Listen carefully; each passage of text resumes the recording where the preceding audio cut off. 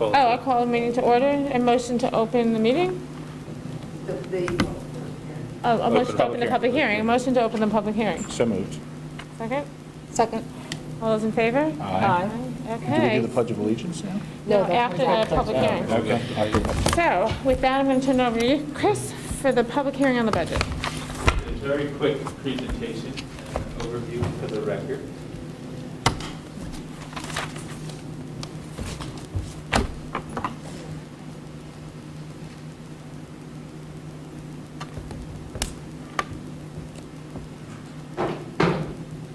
So as we've discussed since January, we have had a detailed budget process by which administration and the board have reviewed our expenditures and needs, line by line, department by department, school by school.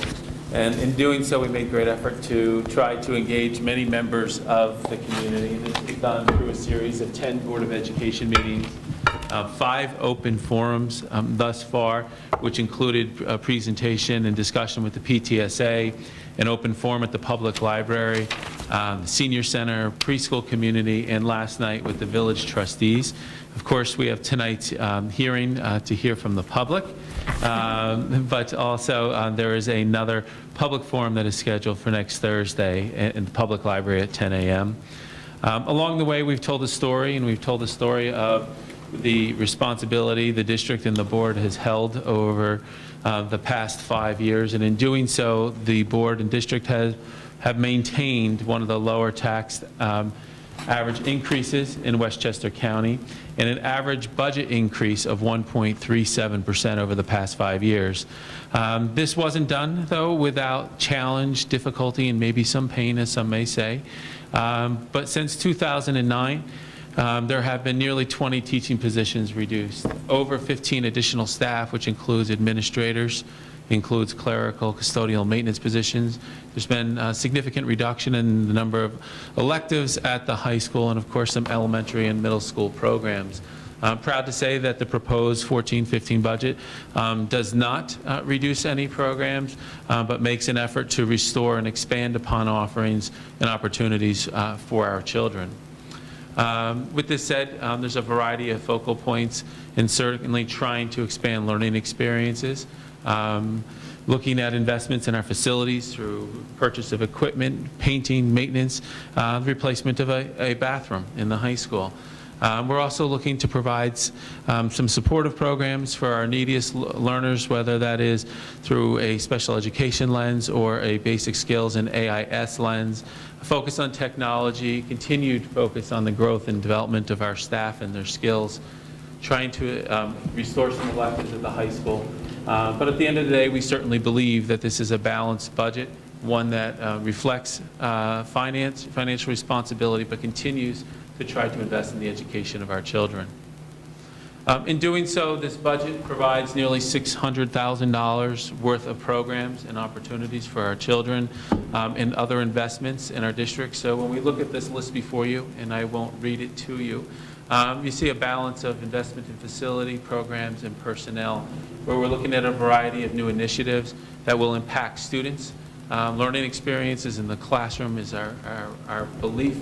Looking at restoring some reductions from the past and looking at extracurriculars and co-curriculars such as the Main Street School play, clubs at the middle school, and assistant coach for the winter track team. But we believe that this budget will have positive benefits for our children. And reviewing the revenues and the finances behind this budget, and you can see a contrast to the figures from last year when the board and community agreed to go over the tax cap. In doing so, we were seeing a situation last year where we were nearly $1.3 million over the cap.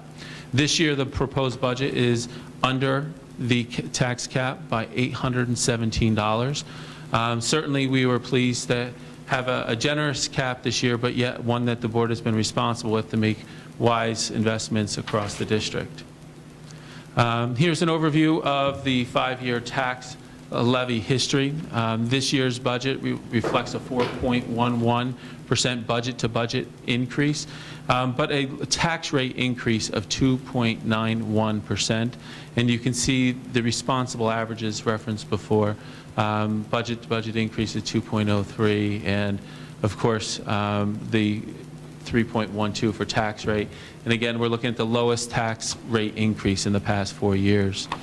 Now I'd like just to simply illustrate the estimated tax impact for the community, for property owners within the bounds of the Irvington School District. We've illustrated what the estimated impact would be for homes evaluated, assessed at $250,500 and $1 million. The average assessed home within the community is just north of $700,000, and you can see that translates into $467 of an increase headed into the 14-15 school year. Tonight is really a forum and an opportunity for the public to comment and to share their thinking with the board. The board has already adopted the budget. When we look to the next step after this evening, aside from another education session next Thursday, is the all-important day 2 weeks from now when we look at the 20th and see that we hope voters come out and cast their opinions at the polls Main Street School from 7 a.m. To 9 p.m. And then finally, a reminder of the date's budget forum that we will host at the Public Library, 10 a.m. on next Thursday, the 15th, and of course the election on the 20th. So, Mrs. Carter, thank you. Okay. Any comments or questions from the board? Really? Oh, it's for the public. Yep. The public hearing. What? The public hearings for the public. Oh, I know, but start with the board, I always do. Okay. Any comments or questions from the public about the budget?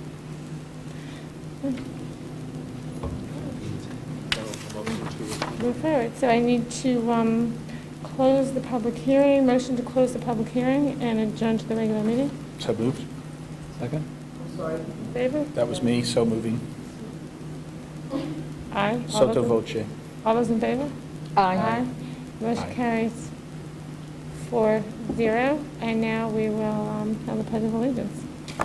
We've been waiting. To open the meeting, I pledge Allegiance to the flag of the United States of America and to the republic for which it stands, one nation, under God, indivisible, with liberty and justice for all.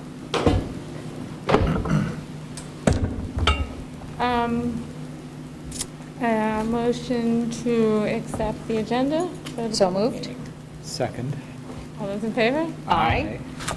Carries 4-0. Also, just want to say that before we get to your thing, that Bob Grados is not here tonight. Unfortunately, he got a situation came up at work, and he had to work, so he was unable to make this meeting. So we will miss him, and hopefully we will see him shortly.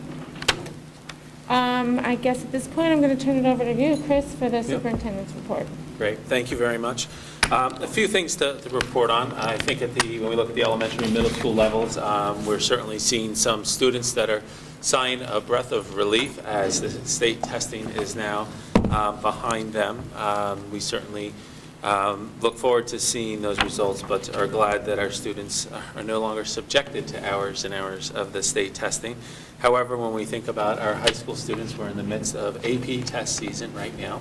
So our students, many of them will be engaged in their AP exams over the next week and a half. And with that said, I give my regular reminder here to our students and parents to make sure they're getting plenty of rest and maintaining a nice healthy diet during test season so they can perform at their best.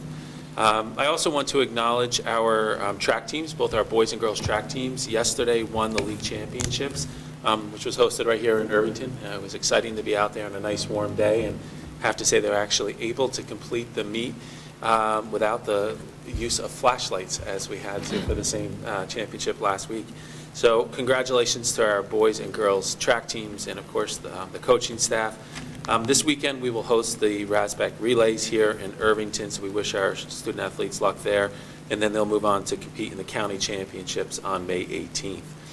Also, there's just so many events going on this time of the school year. As things begin to wind down, certainly want to motivate everybody to stay in touch with your child's school calendar and to look at the district calendar and pay attention to This Week in Facebook, where we're providing updates on many activities, but just a sample of the things going on that we look at. The PTSA used book sale running for the balance of the week. We have the first grade concert next Tuesday at 8:30. The preschool carnival is Saturday, 10 to 12 at Dow's. So there's a lot of excitement, a lot of great times going on right now to celebrate. A lot of work that the students have been working towards all year, and we encourage everyone to be present.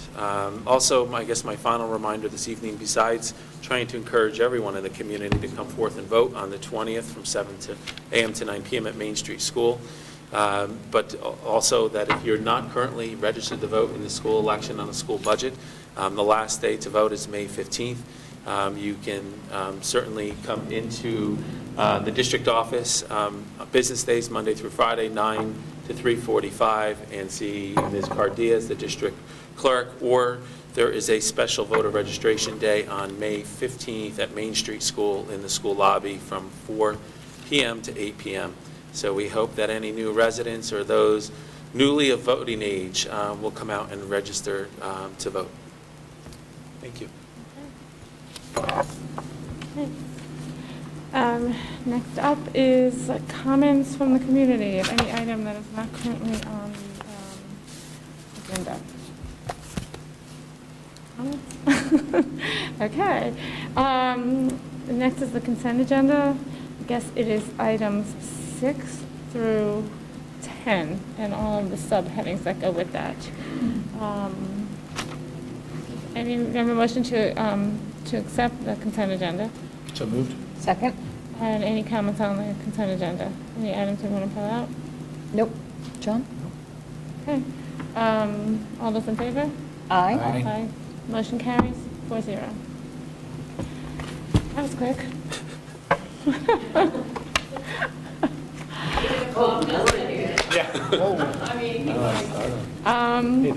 I gotta flip through now. I guess, any comments of anything on the agenda? Anything else? No. Okay, I guess the next board meeting will be on... Can I bring up one thing? Yeah. I just sorry. thought- Comments from the board. Yes, comments from the board. I just thought we should foreshadow our meetings in June because we're going to be talking about goals again, right? We will. So we look to June, I would say June 3rd, and it's I think, wise that you did bring it up, because we look at June 3rd is the next traditional meeting of the board. June 3rd, administration will discuss technology initiatives in the school district and some of our plans for moving forward. The board will also be asked on June 3rd to approve the scope of the bond that we anticipate going forward with.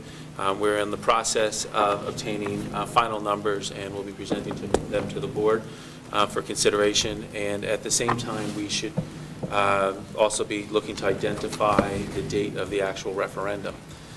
In doing so, we've been looking very closely at the calendar, and as you will probably certainly recall, administration has been very concerned about pushing the date too far back into September or into October, with just concerns of being able to complete all the necessary tasks and getting approvals. But when we look at our school calendar, we look for that last Tuesday, which would be a traditional vote day. It's the 30th, which comes right after a long weekend, and we're concerned to make sure we have good voter engagement and folks are all focused in the community, and concerned that 23rd would be a little too early. So my recommendation would be that we look to October 7th, have the referendum on the 7th, and therefore in turn we would look to move the first board meeting of the month from the 7th to the 14th. So we will give a formal recommendation. But now it certainly appears that our recommendation would be for to hold the referendum on October 7th. Looking beyond that, the last official board meeting of the 13-14 school year it would be then June 17th. We will be starting our conversation to look towards goals for the 14-15 school year. And much like this year, board and administration will engage in dialogue about priority setting and setting some objectives as we move forward. Great. Can you just comment on one of the things? If you mentioned that on June 3rd, we'd be looking to determine the scope of the bond. Correct. So I guess, given that it seems like this is a topic that's very near and dear to a lot of people in the community, my suggestion would be that perhaps there's a way to get information out there well in advance of that meeting. I mean, obviously there's the budget vote and then there's Memorial Day weekend, but I would think sometime during that week, maybe after Memorial Day weekend, we figure out a way to really get some information out there. So if people want to get involved and comment, we give them an opportunity before the date of the meeting. I just think that would, it would help us, I think, as a board to get feedback earlier than that day of the meeting, or, the Friday before the meeting when the agenda goes out. So I haven't thought about what it would be, but I just think we should think about that and come up with a plan. Absolutely. Sounds like a good, for the groundwork for a good thing. Yeah. Okay, so I guess the next public meeting is next Monday, right? Don't we have an executive session on Monday? We have a special executive Special session executive scheduled. Yeah, so we will open and plan to move into, to discuss matters associated with negotiations. Okay. And then the next public board meeting is? Well, there'll be a special meeting held directly after the vote tallying. And On the then 20th. On May 20th. At Main Street, where? Main Street School. Yeah, it takes Auditorium. place right after we can certify the budget vote. Okay. And we're for election. Okay, motion to adjourn the public meeting and go into executive session for the purposes of discussing the employment history of particular persons. So moved. Second. All those in favor? Aye. Motion carries 4-0. Wait, someone text Bob.